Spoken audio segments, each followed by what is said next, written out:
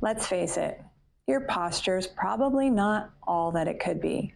Most likely you have a more sedentary lifestyle and you're not able to get up and move around regularly, and you're starting to see the effects of it in your posture. And if you're a little bit older, most likely not only has this been going on for months or years, it's actually been going on for decades. You may even be starting to get that hump at the base of your neck, and you're like, oh no, I'm not going that way. My mama had one of those. Well, I'm Dr. Amy, PhD trained orthopedic manual physical therapist, and I've struggled with posture issues my whole entire life. You see, I grew at a very young age and became very tall. So what did I want to do? I wanted to make myself very, very small. And then, of course, I went to PT school and learned all the importance of having good posture and how it improves your breathing and how all of your muscles are moving. So this struggle is real, and I am right there with you. So today I'm going to share with you the 3 very simple exercises that you can do that'll make a huge difference in your posture. And once you see the difference, you'll be able to keep doing these exercises every single day to make sure that your posture stays exactly where you want it to be. And stay tuned until the end, because we'll be talking about how you can use this new posture while you're at your desk, watching TV, or during your activities of the day. All right, I guarantee you're going to love the first exercise. What you're going to do is lay down on the ground with your arms in a goalpost position. Now, often people will feel a stretch along the front of their chest or along the pecs. And that's what you're trying to do here, is to get everything opened up in the front so you don't have that pulling on your upper back. Now, if laying on the floor isn't enough, then I'd recommend getting on a foam roll. You want to have it from your bottom to the top of your head and let your arms lay out to the side. Now, this will feel like a much more aggressive stretch, so I like to hold this for about 10 seconds and then come back up by bringing my hands together. Then I can come back down and do that 10-second stretch again. You want to repeat this 10 times to make sure that you get a good stretch of the muscles in the front of the chest so you're ready for the next exercise.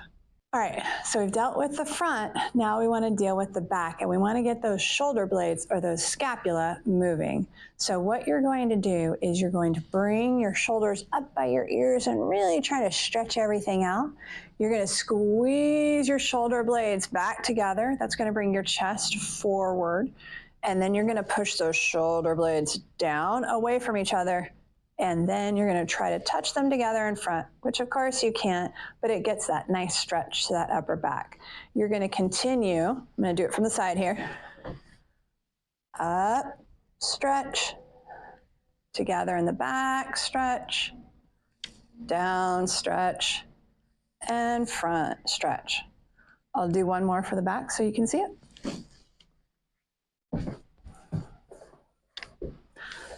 Up, stretch, together in the back, stretch, down, stretch, together in the front, stretch. Now it's important to make sure that you hit each of those individual points and hold it for 1 to 2 seconds to allow those shoulder blades to really be moving around on that thoracic spine or on that rib cage. You want to do 10 of those because that will help to get everything in the right position for our final exercise. All right, for our final exercise, we're going to find our ideal sitting posture. So you want to make sure that you're sitting in a firm chair with both feet on the ground and your hips and knees bent to about 90 degrees. If you want to have your hips a little bit higher than your knees, that would be fine too. Just make sure that your hips are not below your knees. Now, what you're going to do is you move that whole spine and you're going to arc back like an angry cat.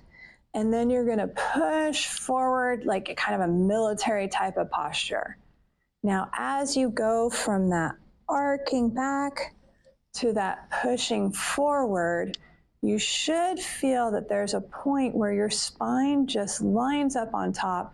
Your head is resting on your shoulders are resting over your hips, and everything feels like it's in just the right spot for you.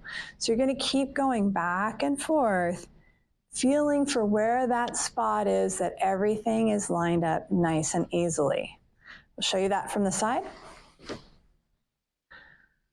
You're gonna arc like an angry cat, up like that military posture. Obviously, neither extreme is the ideal position.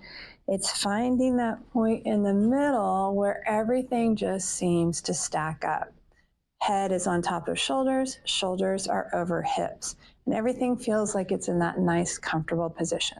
For most people, it will take about 10 repetitions of going back and forth between those two positions to find their ideal position to be in. Now that you've found your ideal sitting posture, you want to make sure that you're using it in all the different positions. So while you're at your desk, you want to make sure that your chair is supporting you and helping you to maintain this position. So you may have to have somebody help you initially, and you may want to use things like pillows or rolled up towel rolls to help support your body in this position. It's really, really important if you're going to be on your phone that you don't get into this great position and then look down in your lap. You want to make sure if you're going to be in this position and on the phone that you're able to bring the phone up to your eye level so you don't have your head kind of hanging off of your spine. So you may need to use something like pillows or towel rolls underneath your elbows to support your arms, because it can be hard to hold your phone up at this eye level for a prolonged period of time. And you can even use this position while you're on the couch. But if you do have a deep couch, or if you're a shorter person, you probably will need to put some pillows, maybe even some bed pillows, because they just cover more of your spine behind you, so you're not sitting with your legs kind of dangling off the edge of the couch. Now, while you're learning how to do these positions, I recommend that you do these 3 times per day. So in the morning to get yourself in the correct position, at a middle of day as a reset type of position, and then again in the evening before you go to bed.